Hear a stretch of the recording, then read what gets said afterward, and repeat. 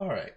So now that we've talked about, what extrema are, both local and global or absolute extrema, we want to talk about how do we find these local extrema, right? With the closed interval method, we could find critical points or critical numbers and then sort of test all of them along with the endpoints to see if we have or to see what the or the global maximum is and the global minimum or the absolute maximum absolute minimum, right? But what if we don't have that closed interval anymore? What if the domain of the function, or if we're just sort of looking over the whole interval minus infinity to infinity, or really any open interval, right? We can't use the endpoints as sort of a fallback anymore. Plus, you know, there's all sorts of things that can happen in between those two. So we want to devise a test.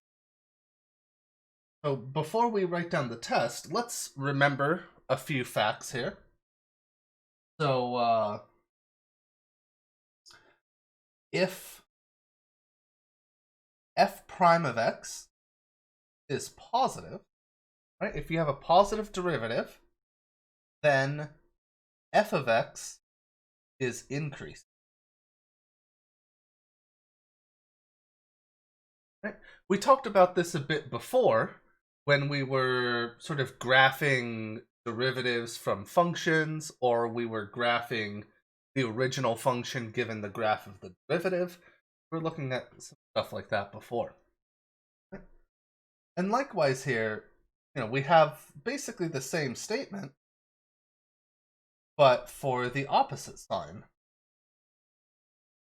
Right? So if the derivative is negative, then the function is decreasing. Right? Maybe call these like A and B. Right? So situation A was something like if this is f of x, then everywhere along here, f prime of x, a positive number. Okay?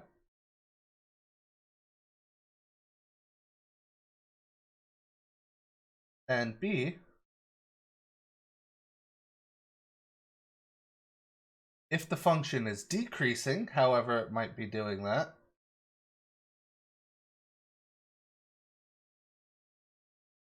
right, in this situation here, this is where f prime of x would be negative, right? Because again, the function is going down in value.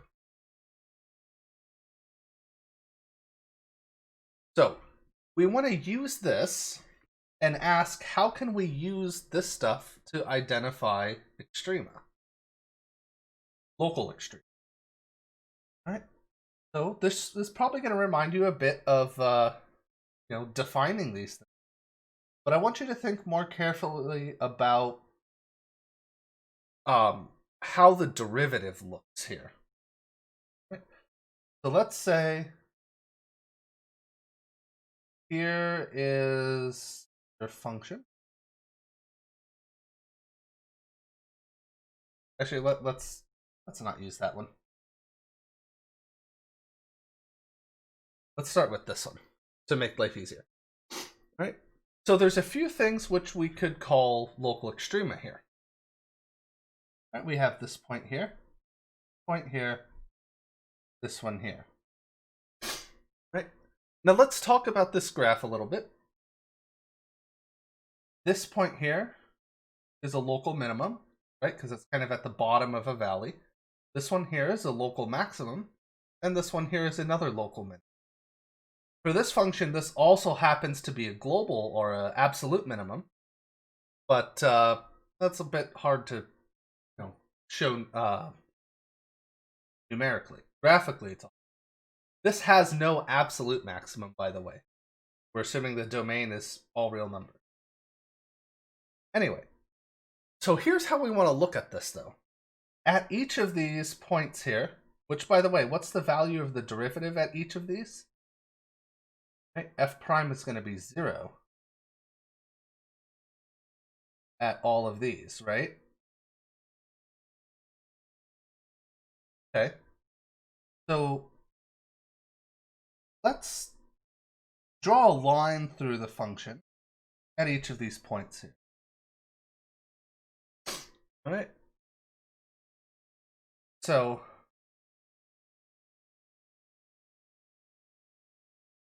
with this in mind now, so everywhere the derivative is 0, and we would also do this if the derivative were undefined anyway as well. Remember, that's also possible at a critical number. So we're basically drawing these lines at all of the critical numbers. In this section here, before the first critical number, right, what's the sign of the derivative? Well, in here, f prime is negative, right, because the function's decreasing. Right? From here to here, the function is going up, so it's increasing. Right? But from here to here, it's decreasing. And likewise here, f prime is increasing.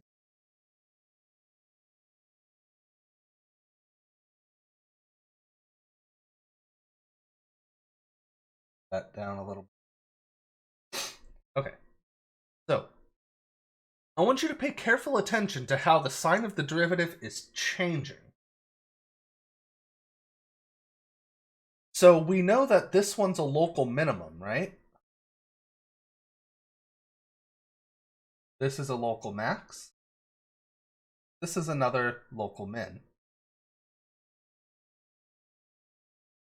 Right?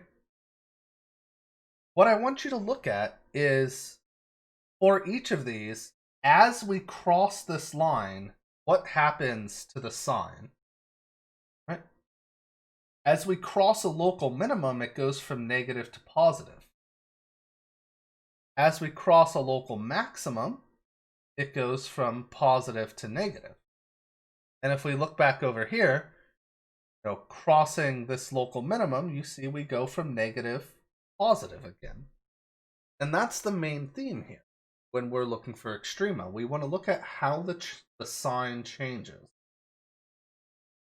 And what we just described here is what's called the first derivative test.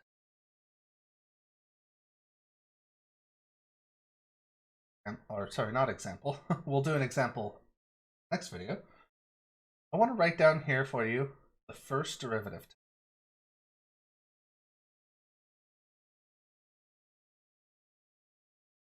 Okay. What does this tell us? Well, let's start by saying suppose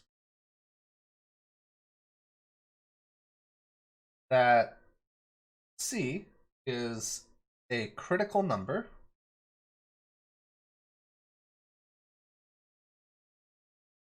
of a continuous function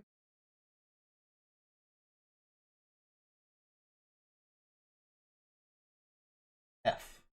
Okay? So, we're looking at our critical numbers here. Right?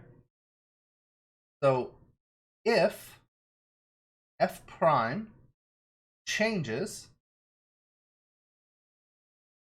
from from positive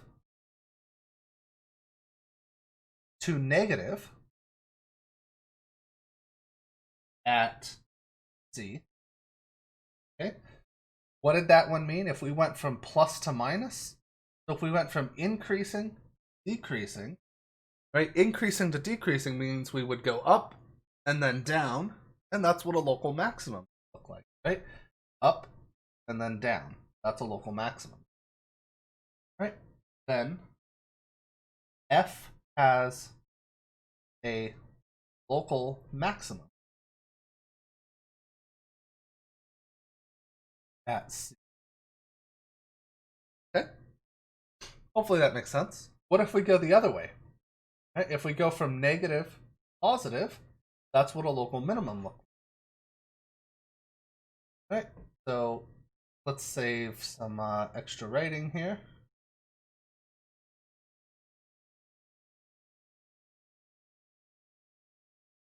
F prime changes from negative to positive.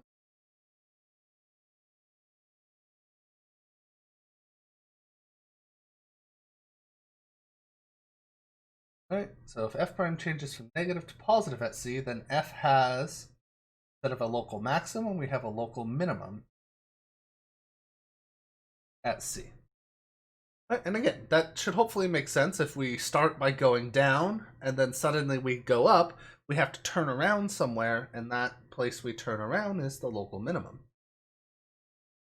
All right, lastly, part C, if f prime does not change sign,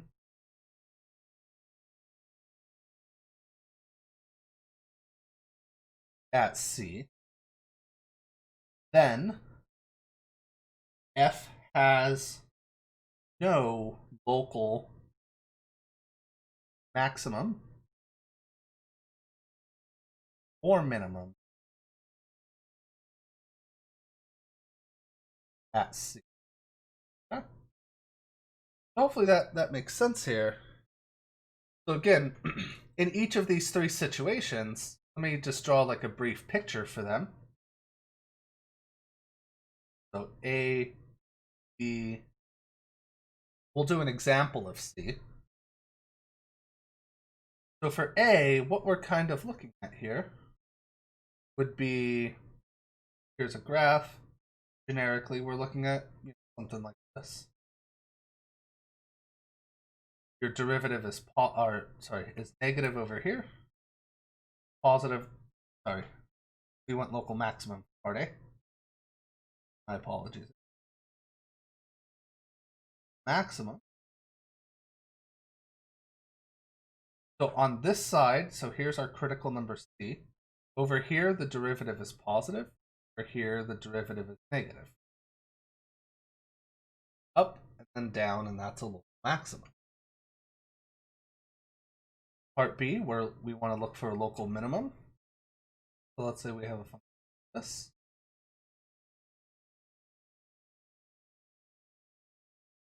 Here, the derivative is negative on the left, positive on the right. And this is a local minimum. What is going on in part C? Something that can look like this. So we're positive, then we hit 0, and then we positive again. So here, the derivative here, 0, but it's positive here and positive there, so that's not a local minimum or a maximum. Okay. So hopefully that makes sense, and then we'll see you in the next one for an example.